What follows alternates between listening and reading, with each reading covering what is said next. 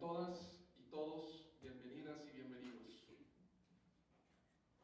Para dar inicio a esta rueda de prensa, me permito presentar inmediatamente a las personalidades quienes nos distinguen con su presencia en este presidio. Señor Pedro Zaragoza Fuentes, presidente del Grupo Agroindustrial Zaragoza. Buenos días, señor.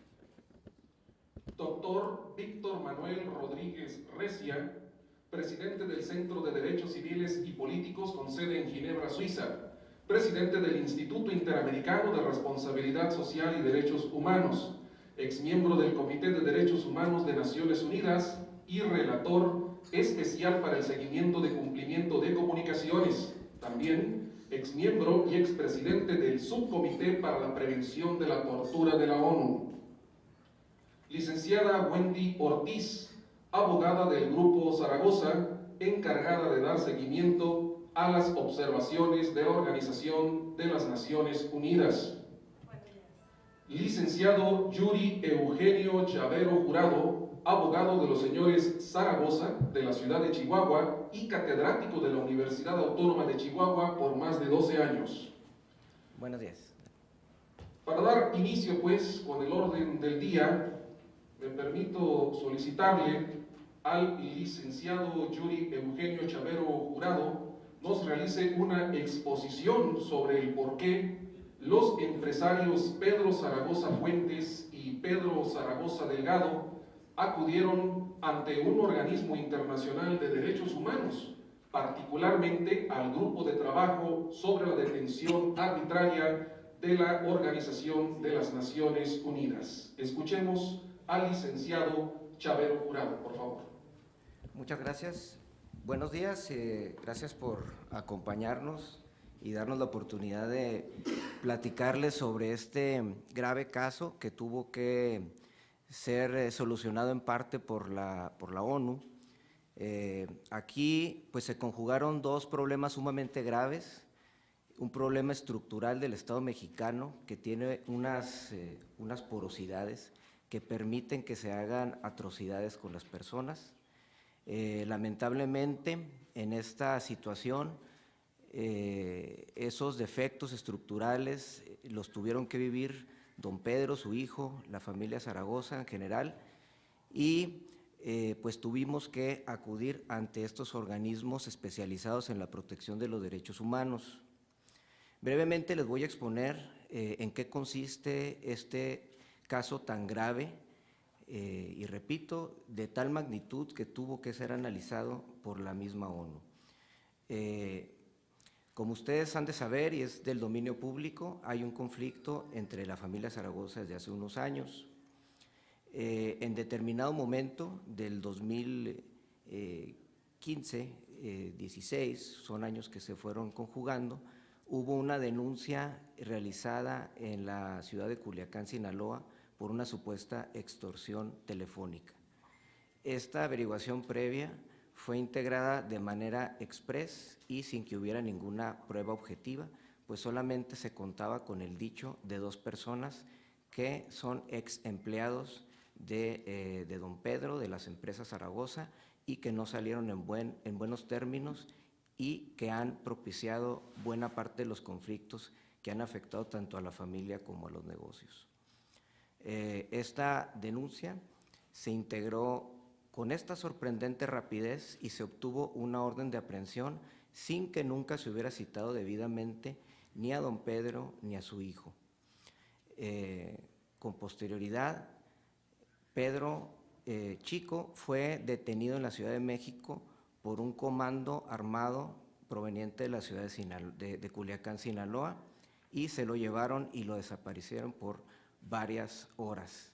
Una vez que lo llevaron a Culiacán, fue sometido a tortura psicológica, pues lo llevaron a la morgue, le hicieron toda clase de amenazas psicológicas y lo presionaron para que accediera a que su padre y él les otorgaran fuertes cantidades de dinero y cuantiosos bienes a la parte denunciante. Después de que se le dio una verdadera oportunidad de demostrar que esos hechos eran falsos, se demostró sin lugar a dudas que nunca se había realizado esa extorsión telefónica y Pedro fue liberado después de casi 60 días de estar preso en Culiacán, donde todos los días temió por su vida porque fue amenazado constantemente. Todo esto mientras se exigía una fuerte cantidad de dinero, prácticamente como un rescate. Derivado de todas estas irregularidades, se tuvo que hacer este planteamiento ante la ONU, pues lamentablemente en nuestro país existe una figura jurídica que se llama la prisión preventiva oficiosa, que en el argot internacional se conoce como la prisión preventiva automática y ha sido rechazada por todos los organismos internacionales desde hace muchos años.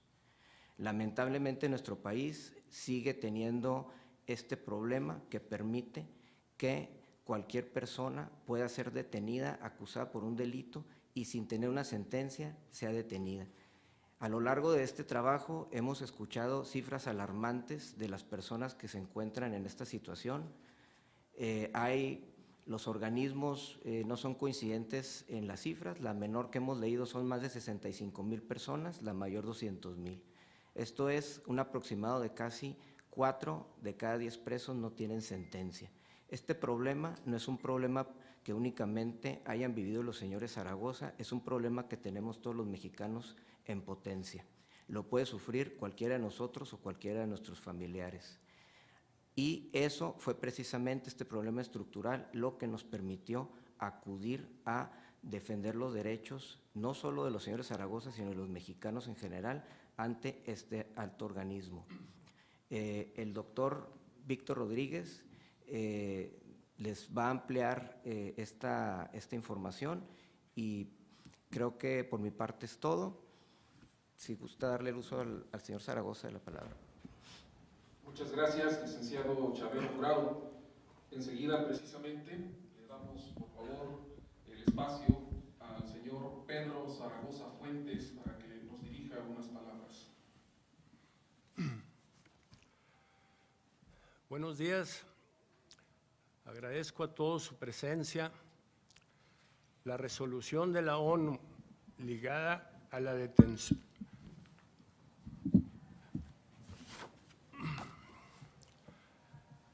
La resolución de la ONU ligada a la detención ilegal y arbitraria de mi hijo Pedro Zaragoza Delgado ha abierto un debate nacional en relación con todos los arrestos arbitrarios, conocidos en la legislación mexicana como prisión preventiva. La detención de mi hijo no se puede concebir como un hecho jurídico simple. Lo tenemos que decir con todas las letras. Fue una acción perversa de los administradores de la justicia en el estado de Sinaloa. Por fortuna, para muchos que están en la misma situación, la detención ilegal de mi hijo y los actos jurídicos subsecuentes sentaron las bases de una jurisprudencia con carácter internacional.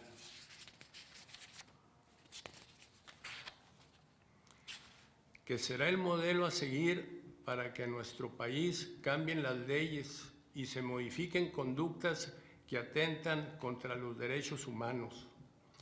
Como padre de familia viví momentos de angustia. Aunque contaba con los mecanismos de defensa jurídica, padecemos los vicios de un sistema carente de ética. En este proceso advertimos que se pasó de un caso judicial a un asunto político, viciado de origen y con una clara intención de mostrar el brazo del poder, sin importar el daño moral a mi familia y particularmente a mi hijo Pedro. Se tocaron puertas políticas en los altos círculos del país, lo que generó una doble decepción. Ese poder que creíamos que era imparcial y al servicio de los mexicanos, se mezclaba con los generadores de la mentira jurídica y procesal que llevaron a mi hijo a prisión. 56 días se cuentan fácilmente, pero no para un sentenciado inocente que fue recluido en una prisión de alta peligrosidad, que fue sometido a tortura física y psicológica y que fue el chivo expiatorio de un sistema corrupto y sus secuaces. para intentar doblegarme en un juicio que no han podido ganar en los tribunales. Pasamos de ser ciudadanos de bien a perseguidos en nuestra propia patria. Fuimos confinados al miedo, mientras el rostro perverso de nuestros contrincantes se rían del sistema judicial, al que compraron a un precio, y se rían de nosotros porque encontraron la veta de la corrupción y le ordenaron qué hacer de la corrupción política y le ordenaron qué hacer en una burda escalada de cinismo. Agradezco al doctor Víctor Manuel Rodríguez que accedió a escuchar nuestra versión sin perder la objetividad como derecho humanista. Observó que el sistema judicial mexicano era juez y parte y que caía en los mismos vicios de los países donde impera la dictadura y la violación permanente a los derechos humanos. Que el caso de mi hijo haya servido como modelo internacional y nacional para acabar con los procesos viciados e injustos no es un aliciente familiar, pero tampoco nos incomoda, porque servirá para que la justicia a favor de ciudadanos de bien pueda prevalecer cuando la autoridad se venda o se corrompa.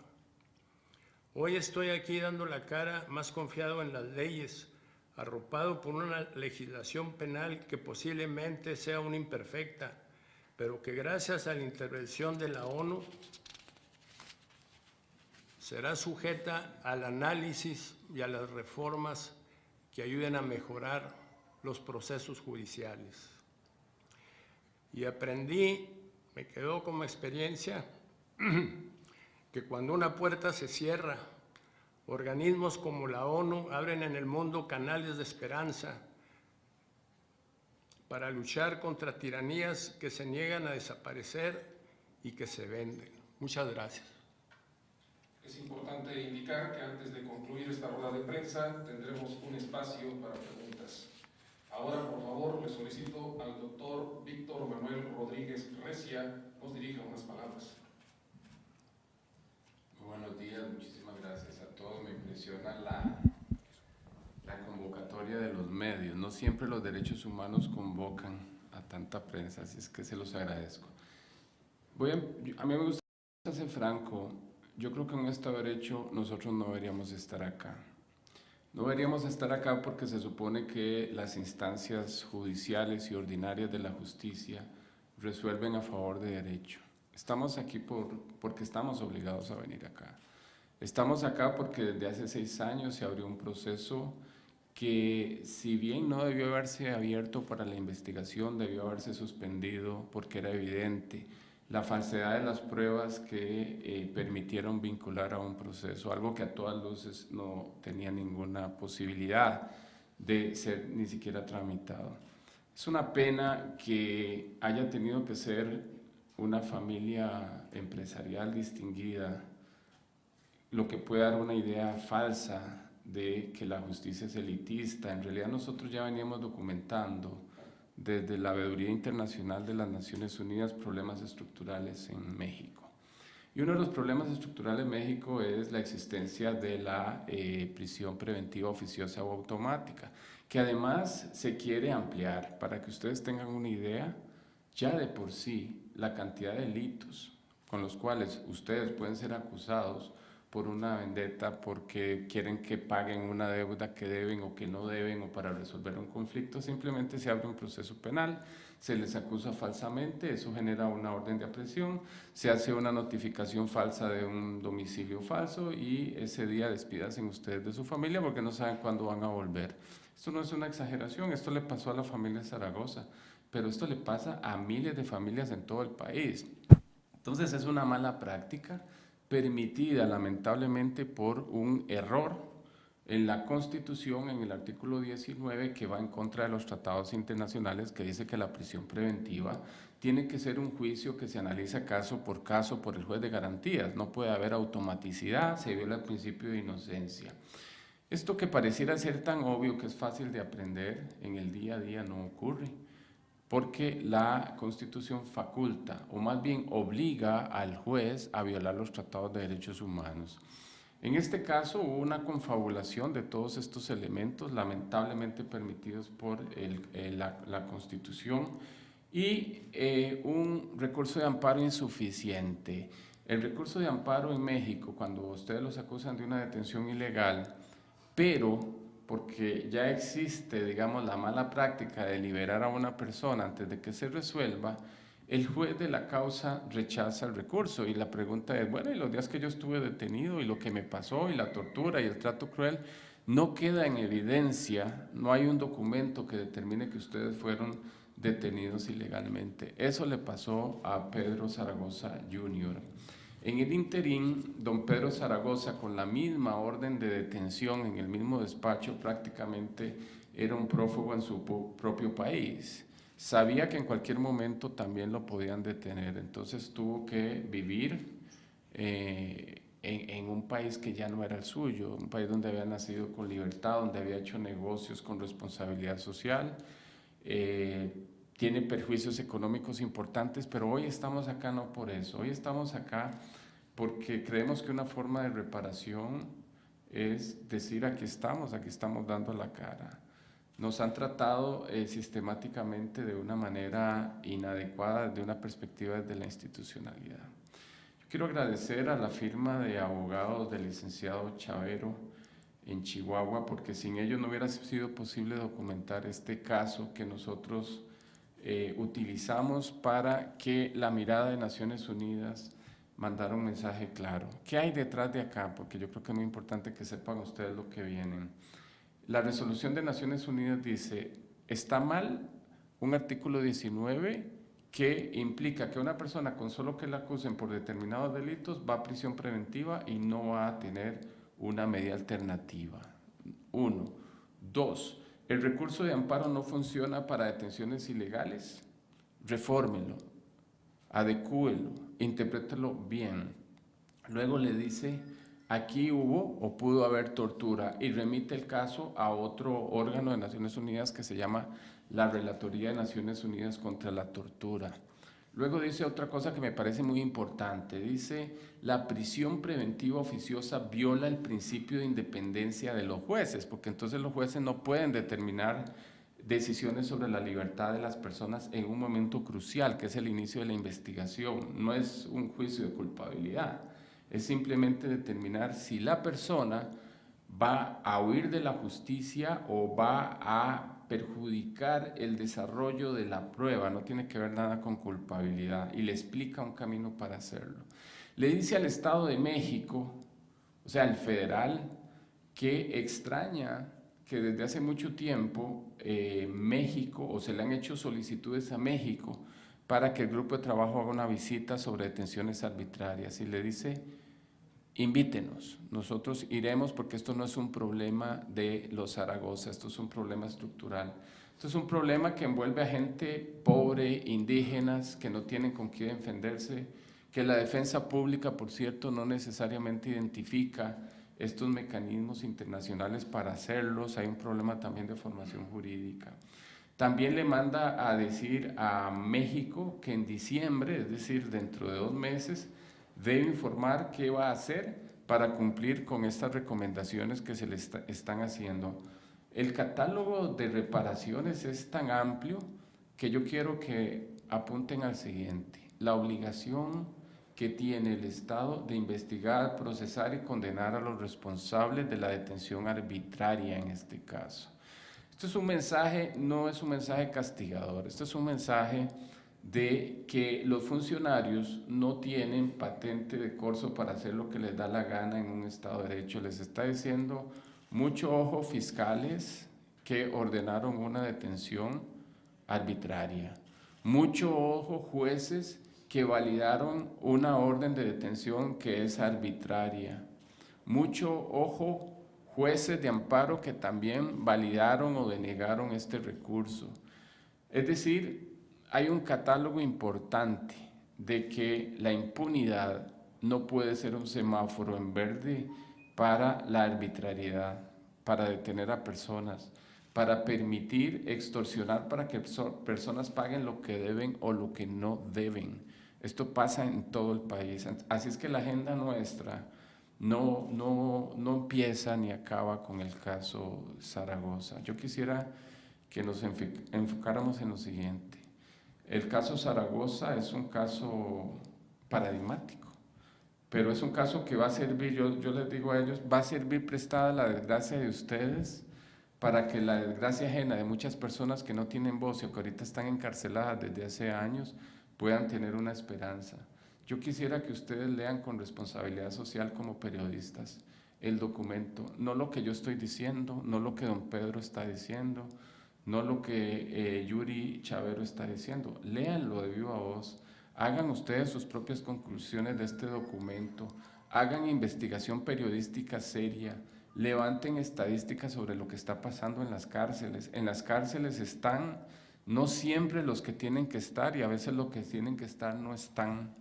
Yo conozco las cárceles por dentro de México, las he estado ahí, he entrevistado, sé que hay autogobierno, sé que las mismas injusticias de afuera se reproducen adentro, pero en una condición de encierro. La agenda es una responsabilidad también de ustedes como medios de comunicación. Yo estoy dispuesto de platicar con ustedes en el marco de las preguntas que ustedes quieren hacer, no solo para el caso de don Pedro y su familia, sino en el entorno de estos problemas estructurales que permitieron una injusticia, un daño familiar. Pedro Jr. no está aquí, y no está aquí porque tiene miedo de estar aquí, tiene miedo de estar en el país donde nació. Esto no es jugando, es las amenazas que ha sufrido, el daño social, el daño psicológico y el daño familiar. Nosotros estamos dando la cara aquí por dignidad. Esto es una recuperación de la dignidad. Espero que lo entiendan así y con mucho gusto los retamos a ustedes para que también se suman a este compromiso de desnudar la arbitrariedad, el Estado de Derecho en la forma que se convierte en letra muerta y que la interpretación de los operadores de justicia queda debiendo. Ustedes son actores de cambio, ustedes también tienen cosas que decir y cosas que hacer. Muchas gracias.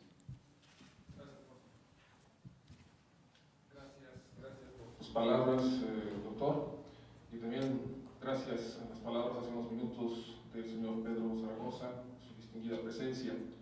Tenemos pues ahora el espacio para preguntas. Antes permítanme hacerles llegar un aviso a todos los que se registraron. Van a recibir el documento completo de la resolución de la Organización de las Naciones Unidas, también el mensaje del señor Pedro Zaragoza, así como el currículum del doctor Víctor Manuel Rodríguez. Les suplicamos simplemente, por favor, todas sus inquietudes versen alrededor de este tema, de esta resolución de la Organización de las Naciones Unidas. Adelante, Mario Héctor. Sí, gracias. Bueno, al señor Víctor Rodríguez, primero saber si ya hay una denuncia específica sobre el caso de los presuntos responsables implicados y si tienen ustedes algún número de jueces, fiscales, servidores públicos que son ahorita presuntos responsables de haber avalado esta detención ilegal por parte del hijo de don Pedro. Muchas gracias. Procede así. El organismo de Naciones Unidas no es juez penal, le manda el mensaje, le toca ahora al Estado la corresponsabilidad de investigar, le marca la línea. Entonces, lo que corresponde hacer para el cumplimiento oficialmente es a la Secretaría de Relaciones Exteriores. Esto ya no es de Estado, esto es federal, esto es grave. Entonces, es la Cancillería la que debiera bajar línea, no nosotros, a través de los exhortos para hacer la denuncia de los responsables. ¿Cuáles son los responsables? Los que están en el expediente. Nosotros estamos planteando el seguimiento a la Comisión Especial de Atención a Víctimas. Esa es una herramienta muy importante. Ojalá que ustedes también estudien la Ley General de Víctimas. Es la mejor ley de protección a víctimas del mundo, las he estudiado, y por ahí también se va a canalizar el procedimiento a seguir. Entonces, esa es una obligación oficiosa del Estado. El Estado tiene que investigar de oficio, ya tiene la obligación internacional de hacerlo. Esta pregunta yo se la podría responder en diciembre, que es el plazo de 6 meses que tiene el Estado para rendir cuentas. ¿No teme que con el cambio de gobierno esto quede en el olvido? Es una buena pregunta. No, la responsabilidad internacional por violaciones de derechos humanos no afecta el cambio de gobierno. Por eso se habla de responsabilidad de Estado y no de gobierno. El Estado es un continuum. Puede haber un golpe de Estado y eso no libera de... Entonces, un cambio en el gobierno no debe afectar el incumplimiento. Es como que si fuera el mismo... Doctor, y desde su perspectiva, ¿qué debe de pasar en nuestro país para que haya un cambio estructural? Tiene que haber un diálogo social que no lo está viendo. Vienen tiempos duros de lo que estamos viendo. Hay ataques claros en la prensa en las últimas semanas en un conflicto entre poderes legislativo, ejecutivo y judicial. No sé si lo están siguiendo. Un ataque a la independencia judicial. ¿Qué hacer? La veeduría internacional a veces es el único espacio, el único residuo que queda para hacer un llamado, casi que un alarido de último momento para que internacionalmente se llame la atención a todos los órganos para que hagan lo que tienen que hacer. El Estado de Derecho, podemos hablar horas conceptualmente. Para mí el Estado de Derecho es algo muy simple, hacer lo que hay que hacer, eso es todo. Que el fiscal investigue y punto. Que el juez procese, condene respetando el debido proceso y punto. O sea, Estado de Derecho es hacer lo que hay que hacer, pero no se hace, entonces no hay Estado de Derecho. Lo que hay es una fórmula repetitiva, hay un discurso vacío. Y entonces para responderle es volver la mirada hacia la institucionalidad, que los órganos hagan su función de veeduría, que la Contraloría levante investigaciones, que los medios de comunicación hagan denuncias valientes, pero que no a cargo de ser mártires. México es uno de los países con más alto índice de muertes de periodistas y defensores de derechos humanos en la región. México sigue siendo un país con mayores desapariciones forzadas de personas en el mundo. Eso hasta oficialmente se reconoce, 36,000 desapariciones forzadas. Cuando usted me dice qué hay que hacer, yo le devolvería la pregunta y es ¿qué debo hacer yo también como ciudadano y yo como periodista? La democracia se fortalece con la libertad de expresión y yo sé que hay periodistas que para ser periodistas hay que ser valiente aquí, que hay que arriesgar la vida y de los familiares. Eso no se vale en nuestro Estado de Derecho. Buenos días. Una pregunta de este lado para los abogados defensores del señor Zaragoza. ¿Qué elementos tuvo el Ministerio Público para girar la orden de aprehensión y qué elementos en su pliego de consignaciones, en los documentos que ustedes poseen, qué elementos tuvo para girarle y los jueces para avalarla después? ¿Debieron haber puesto sus elementos para avalarla?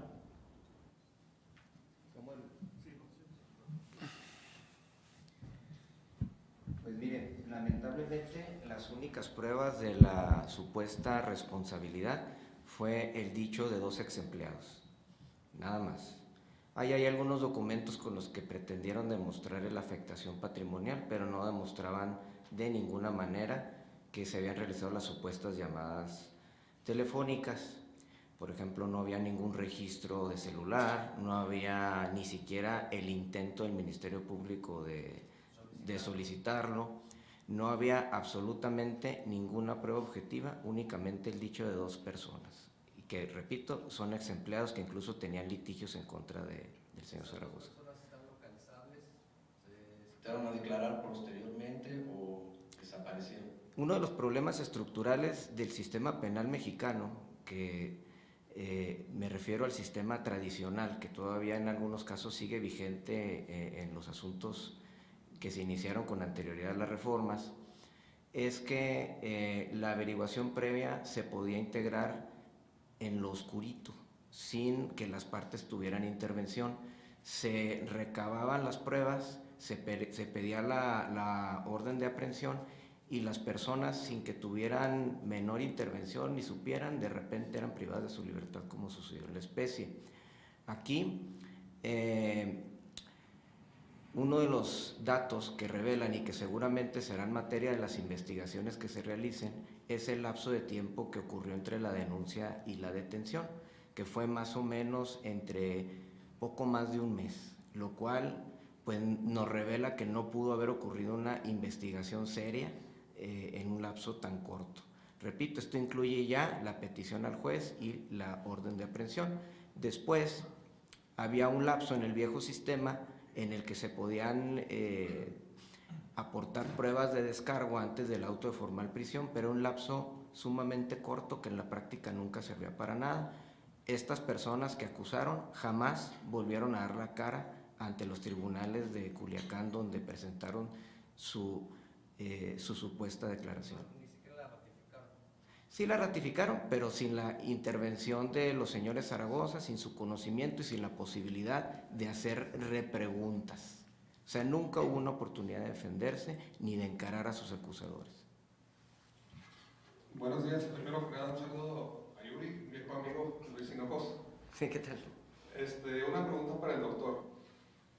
¿Tienen ustedes estadísticas o información de cuántos casos en el país ha habido fallas en el proceso, violaciones como este tipo, así como mencionan ahorita 36,000 muertos?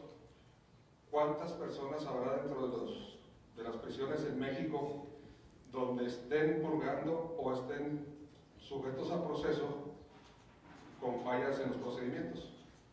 No la hay, no hay una estadística y es bastante difícil de hacer porque habría que hacer un examen de caso por caso, expediente por expediente. Yo hago un llamado aquí a los abogados litigantes porque también a veces hay falta de pericia en la identificación de ir más allá de la ley. Y le voy a explicar para responderle su pregunta. Si su abogado es un abogado formal y lee el artículo 19 que para el delito de su cliente no hay excarcelación y él no lo cuestiona, o sea, ni siquiera el abogado tiene la facultad para cuestionarlo, no lo va a reclamar en la vía de amparo. Entonces, imagínense usted, esto sería como digo yo, como si el chapulín colorado, si el abogado no me defiende, ¿ahora quién podrá defenderlos? Entonces, la estadística es imposible porque habría que ver caso por caso, pero a nosotros sí nos llega ya muchísima información. Ya las defensas públicas están trabajando, están utilizando el caso Zaragoza como jurisprudencia para invocar la misma violación que les pasó a ellos para generar una política de defensa. Sí, un poquito continuando la respuesta del doctor, y de lo que sí hay estadísticas es de las personas que están privadas de su libertad en una cárcel sin que haya sentencia, o sea, sujetos a prisión preventiva. Y hay 3 organismos que dan cifras diferentes, la menor es 65,000, una arriba de 100,000 y otra arriba de 200,000. El número que ustedes elijan creer es sumamente elevado y no debería de existir. El cálculo es más o menos 4 de 10 reos. Entonces este problema, pues es, como ustedes pueden ver, es sumamente grave nada más por el número de personas afectadas, pero además genera un problema adicional en las prisiones, pues es demasiada gente la que está en la prisión que no tiene sentencia, lo cual es sumamente grave y denota un problema estructural. Buenos días, Osvaldo Salvador de la opción de Juárez para el señor Pedro Zaragoza. Debido a la trascendencia del caso y la magnitud y en razón de que usted acaba de decir que el sistema judicial se corrompió por la corrupción política y habló, entendí yo, de ciertos niveles federales, me gustaría escuchar un poco de la historia, aunque fuera resumida, de los actores y factores, sobre todo los actores que participaron o qué fue lo que hicieron para que el sistema judicial se doblara por el peso de la corrupción política.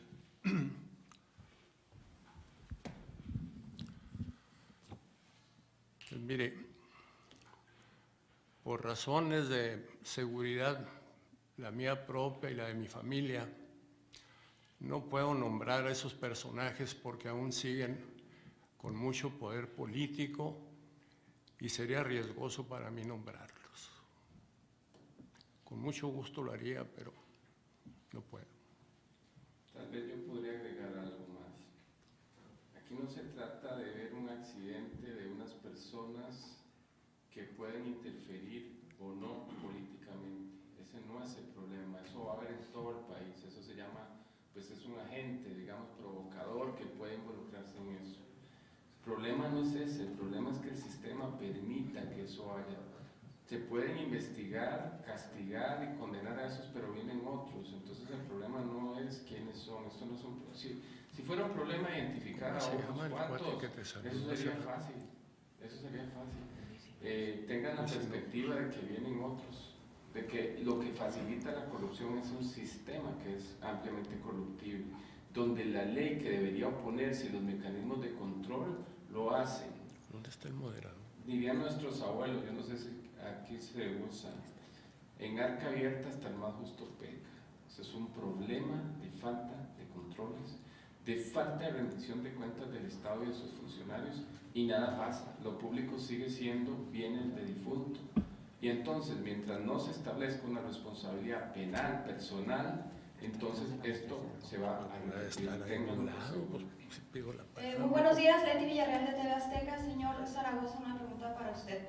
El gobernador del estado, Javier Corral, le pidió su ayuda, le ayudó. ¿Cómo fue la forma en que el gobernador le apoyó a usted en su problema?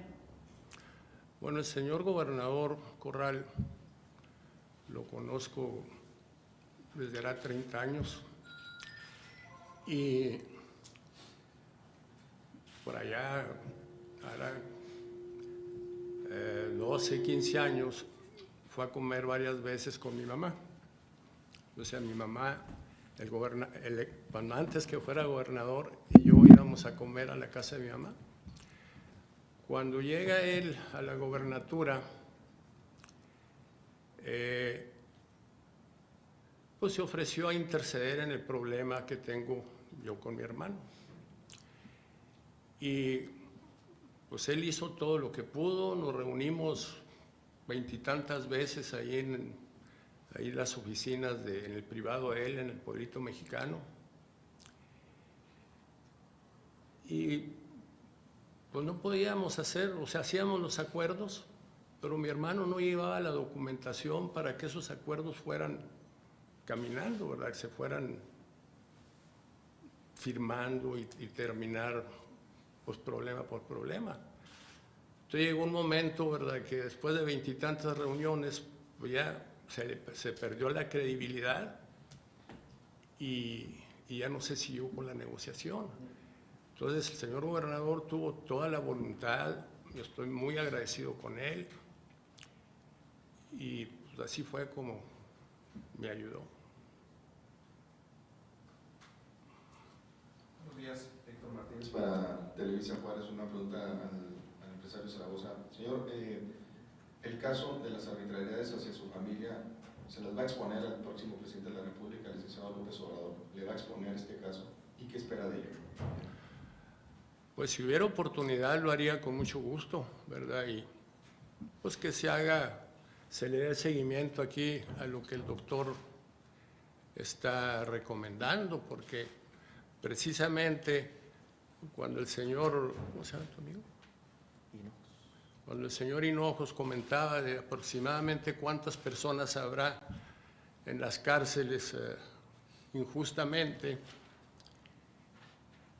en los 13 meses que duré yo con la orden de aprehensión, me preguntaba lo mismo y decía, ¿cómo es posible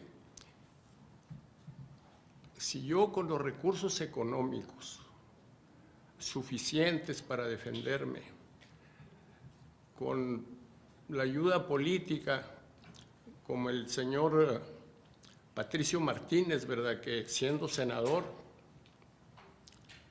se metió con todo a ayudarme, ya después el gobernador Corral, y no podía arreglar? Entonces decía, ¿cuánto pobre estará injustamente en las cárceles que lo encierran y tiran la llave y ahí lo dejan?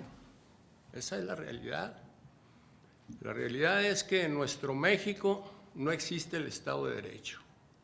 Existe nada más en el discurso de los políticos. Así es. Noto que le duele esto, señor Zaragoza. Lo noto en su semblante, en su voz. Por favor, atrás de TV Azteca. Me da mucho coraje recordar todo lo que pasé.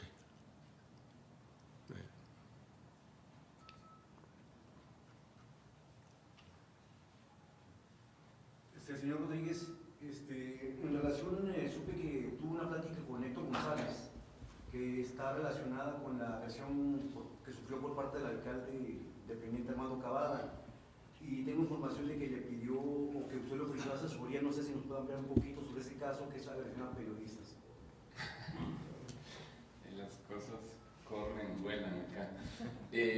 No, a ver, nosotros nos preocupamos por temas estructurales y en relación con lo que acaba de decir don Pedro, no tiene ningún sentido llegar a una solución en el caso de don Pedro si no hay lecciones aprendidas para que las cosas cambien.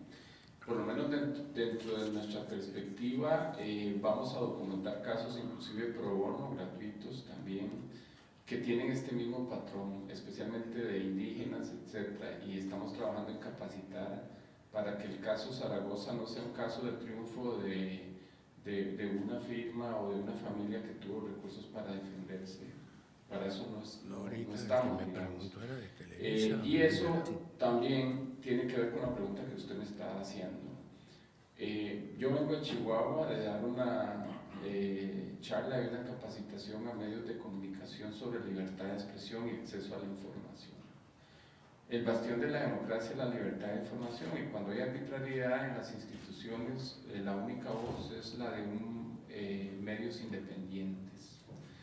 No se es independiente cuando el periodista es amenazado de una u otra manera por la institucionalidad o por personas o por el crimen organizado también. No hay libertad de expresión cuando ni siquiera hay una amenaza, pero ya el periodista se autocensura porque sabe que escribir o investigar sobre ciertos temas es de riesgo. Lo que platicamos ayer con el señor González fue, yo le expliqué nada más los estándares internacionales de protección, que en Naciones Unidas, y una vez que para lo que les sirva a ustedes, hay una relatoría sobre libertad de expresión.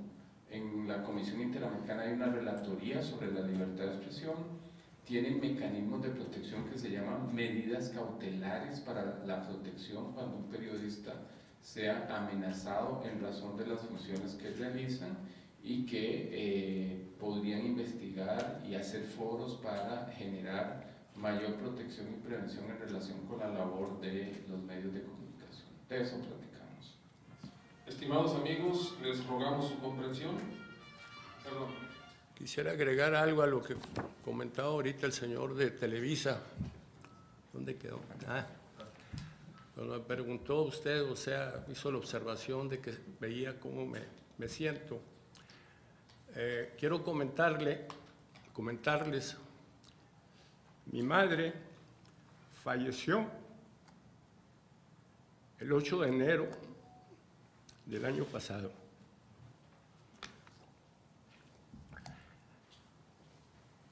Y no pude estar en sus honras fúnebres porque todavía tenía la orden de aprehensión. Y todo el año anterior, el 2016, ella estaba acostumbrada a que todos los días la visitaba yo.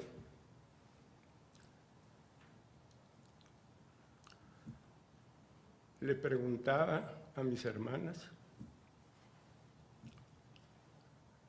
¿verdad?, que por qué razón no estaba yo.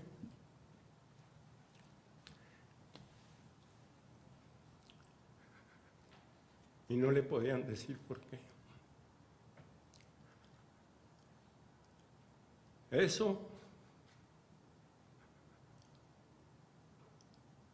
me dolió.